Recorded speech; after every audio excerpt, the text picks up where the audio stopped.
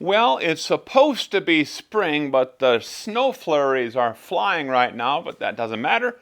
I'm still going to be heading out to the range, and let me tell you what I'm up to today. You know, if you've been watching our channel for a while, you know that we spend a fair amount of time talking about and testing terminal ballistic performance of a variety of different bullets. Most of those are self-defense types of bullets. Sometimes we'll do some hunting bullets as well.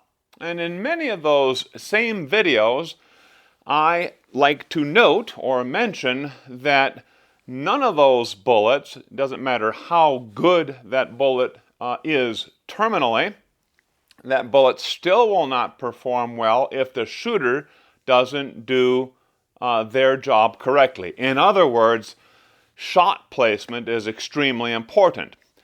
And the only way that you're going to get good, or a person's going to get good at shot placement, is through practice. Training and practice, those sorts of things. Taking some classes, all very, very, very good stuff. And I practice what I preach. So I get out there and I practice. I practice with my pistols, I practice with my rifles. And you know, one of the common things that we see today, great practice really, is the use of a shot timer. You know, you're standing there, you've got a target 7 yards, 10 yards, 15 yards, whatever it is, and when you hear that beep on the shot timer, you pull up and you take your best shot, first shot, and then follow-ups, those sort of things. So you got a first shot time, and then subsequent shots, the time between the first shot and second and third, that's what they call your splits.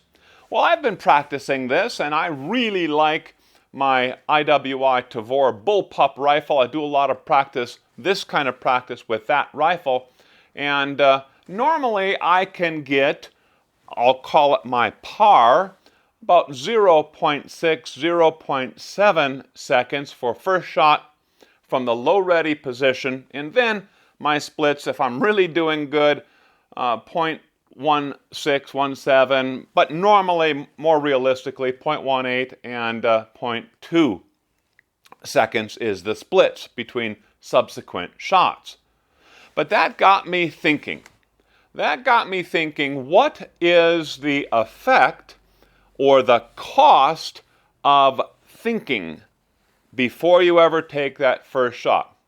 Let me explain. Let's say you live in a state with castle doctrine, no retreat laws, and your dog alerts to something on your property. You're accustomed to your dog. You know the sound of your dog's bark when he's excited about a squirrel up in a tree, maybe a stray raccoon wandering around your property, those sort of, but this is different.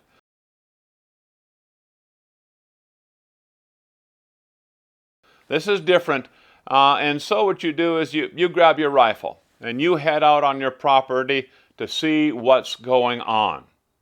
And lo and behold, you do see another person on your property, and they are walking toward you. Now you have to think, is this person a real threat? Or maybe it's just a hiker who got lost somewhere and has wandered onto your property.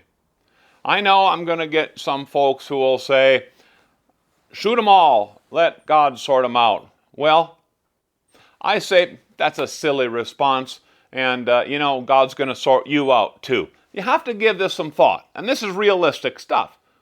You have to process that situation, read what's going on, and then respond accordingly. In many, many cases, that may not be any threat whatsoever, and you certainly don't want to shoot that person for no reason whatsoever.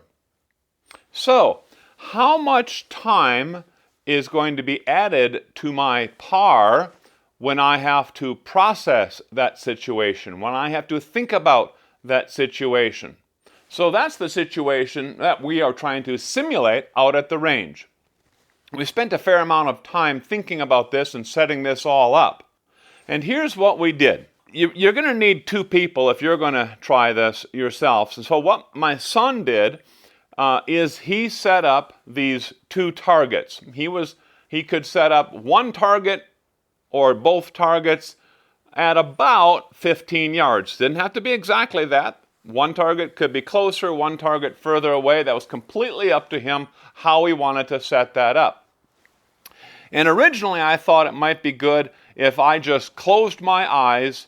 I couldn't see anything. But as it turns out, if I closed my eyes when he was prepping those targets, when I eventually heard the beep, when it was safe to shoot, we were going to do the simulation, he was behind me, I heard the beep, and I opened my eyes. I noticed that there's a bit of time automatically required for your eyes to get used to the bright light again, and that really wasn't a very fair test. So I modified that simulation so that, again, while he was out setting up those targets, I would be at that roughly 15-yard mark, rifle completely down, my head down, but my eyes would be open, okay?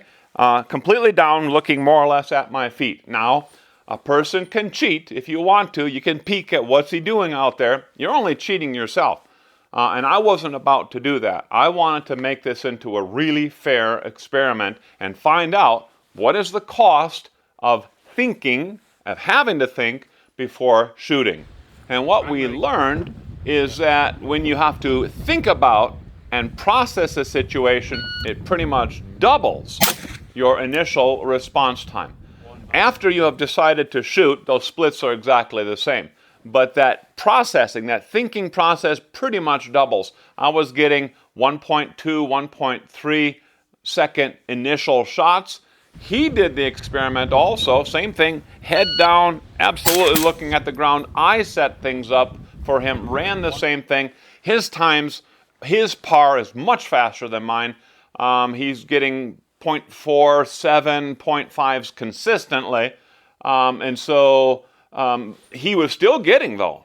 He was still getting double his initial time when he had to process that situation. And the more you have to think about it, the slower it gets.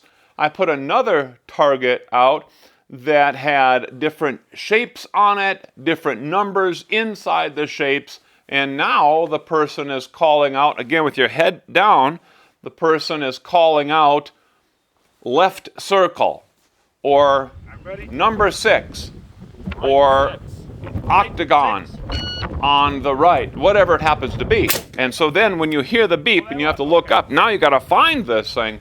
Oh boy, it gets really slow. I don't know how realistic that is, but it certainly does make you really look at that target before you ever shoot at that target. Really interesting results. I'm happy to have shared this with you. I hope you learn a little bit, and maybe you want to try something like this as well. Probably going to need 2 people, and as always, be as absolutely safe as you can. Thanks a bunch for watching.